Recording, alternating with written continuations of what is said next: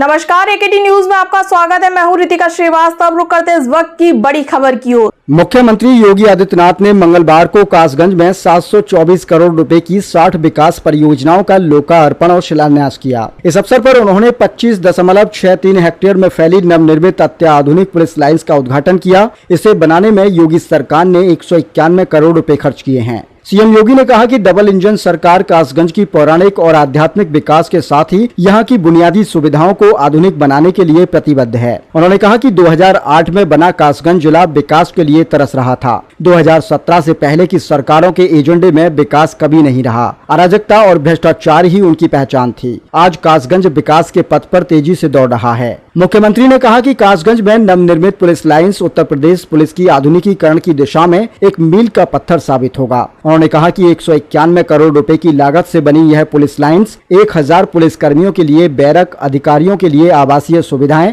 Auditorium और अन्य आधुनिक सुविधाओं से युक्त हैं। उन्होंने कहा कि पहले पुलिस कर्मी टूटी फूटी बैरकों में रहने को मजबूर थे, लेकिन अब हाई राइज इमारतों में शानदार आवासीय सुविधाएं दी जा रही हैं। यह पुलिस लाइन्स देश के लिए एक मॉडल है। सीएम योगी ने उत्तर प्रदेश पुलिस आवास निगम की तारीफ करते हुए कहा कि यह पुलिस को सशक्त बनाने और आंतरिक सुरक्षा सुनिश्चित करने की दिशा में एक बड़ा कदम है। सीएम ने कहा कि आज यूपी पुलिस माफियाओं के लिए काल बन चुकी है। कोई माफिया समांतर सरकार नहीं चला सकता, न ही गरीब की संपत्ति पर कब्जा कर सकता है। बेटी और व्यापारी की सुरक्षा पर सेंध लगाने की कोशिश करने वालों को अब यमराज का इंतजार करना पड़ता है। सीएम योगी ने कहा कि जैसे देश की सुरक्षा के लिए पीएम मोदी के सेना का आधुनिकीकरण किया, जिसका परिणाम ऑपरेशन सिंदूर में देखने को मिला, जब भारतीय सेना ने पाकिस्तान को घुटनों पर ला खड़ा किया। उन्होंने कहा कि अगर हमारे पास मजबूत सेना और बहादुर जवान न होते तो देश की सुरक्षा खतरे में पड़ सकती थी। आज भारतीय सेना दुश्मन के घर में घुसकर उसका खात्मा करने की क्षमता रखती है। वैसे ही देश और राज्य की आंतरिक सुरक्षा के लिए पुलिस का आधुनिकीकरण करना जरूरी है। सीएम योगी ने 2017 से पहले की समाजवादी पार्टी और बहुजन समाजवादी पार्टी की सरकारों पर जमकर निशाना साधा। उन्होंने कहा कि इस दौर में उत्तर प्रदेश में अराजकता का माहौल था। शाम होते ही सड़कों पर कर्फ्यू जैसा दृश्य होता था। उपद्रवी सड़कों पर तांडव करते थे। न बेटियां सुरक्षित थीं, न व्यापारी। हर तीसरे दिन दंगे होते थे और पर्व त्योहारों से पहले लोगों के मन में डर समा जाता था। साथ ही उन्होंने आरोप लगाया कि 2008 में कासगंज जिले के गठन के बाद भी पूर्ववर्ती सरकारों ने पुलिस लाइन्स जैसी बुनियादी सुविधाएं उपलब्ध नहीं कराई। 2008 से 2017 तक न जमीन दी गई न पैसा। 12 जिलों में पुलिस लाइन्स नहीं थी। डीएम और एसपी को ब्लॉक में बैठना पड़ता था। ऐसी स्थिति में 25 करोड़ की आबादी की सुरक्षा कैसे संभव थी? उन्होंने कहा कि पूर्ववर्ती सरकारें गुंडों के साथ मिलकर अराजकता फैलाती थी, सज्जनों को प्रताड़ित करती थी और विकास ठप था। मुख्यमंत्री ने कासगंज की आध्यात्मिक और पौराणिक महत्वता की चर्चा करते हुए कहा कि यह भगवान विष्णु के बराह अवतार और महर्षि कपिल की तपोभूमि है। सीएम योगी ने कहा कि सोरों का महत्व संभल के समान है। संभल भगवान विष्णु के 10वें अवतार की भूमि है तो सोरो तीसरे अवतार की। यह हमारा सौभाग्य है कि डबल इंजन सरकार ने इस आध्यात्मिक महत्व को समझा और विकास की योजनाओं को प्रभावी ढंग से लागू किया। सीएम योगी ने कहा कि जैसे अयोध्या, मथुरा और वृंदावन का विकास हो रहा है, वैसे ही सोरों का भी विकास होगा। प्रयागराज महाकुंभ ने दिखाया कि आस्था को आर्थिक विकास से जोड़ा जा सकता है। सोरो भी ऐसा ही उदाहरण बनेगा। सीएम योगी ने उन्होंने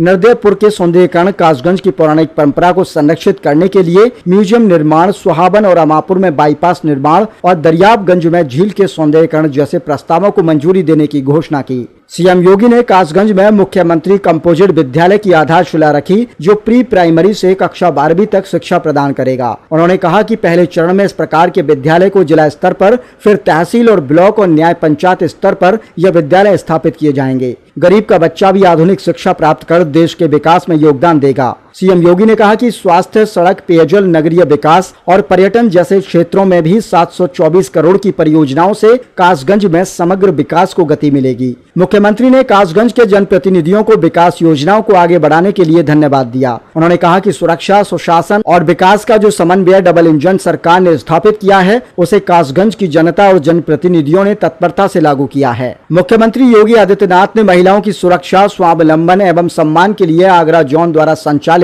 ऑपरेशन जागृति को smart policing award women safety 2025 से पुरस्कृत किया। इस दौरान सीएम योगी ने जिले में विभिन्न विभागों द्वारा संचालित योजनाओं के लाभार्थियों को प्रमाण पत्र और टैबलेट, मुख्यमंत्री आवास योजना व पीएम आवास योजना, शहरी के तहत आवास की चाबी, सीएम युवा के तहत लाभार्थियों को 5 लाख रुपए का चेक, घरौली प्रमाण पत्र, आयुष्मान कार्ड और मुख्यमंत्री बाल सेवा योजना के लाभार्थियों को लैपटॉप का वितरित किया। इस दौरान गन्ना विकास एवं चीनी उद्योग मंत्री लक्ष्मी नारायण चौधरी, बेसिक शिक्षा मंत्री संदीप सिंह, विधायक हरिओम वर्मा, देवेंद्र सिंह राजपूत, विधान परिषद सदस्य रजनीकांत माहेश्वरी, डॉक्टर मानवेंद्र प्रताप सिंह, जिला पंचायत अध्यक्ष रत्नेश कश्यप समेत कई जनप्रतिनिधि और गणमान्य लोग मौजूद रहे। एकेटी न्यूज चैनल और अमीर खुसरो टाइम्स चैनल समाचार पत्र के प्रधान संपादक सरवर हुसैन और जिला संवाददाता कासगंज शकील अंसारी की खास रिपोर्ट।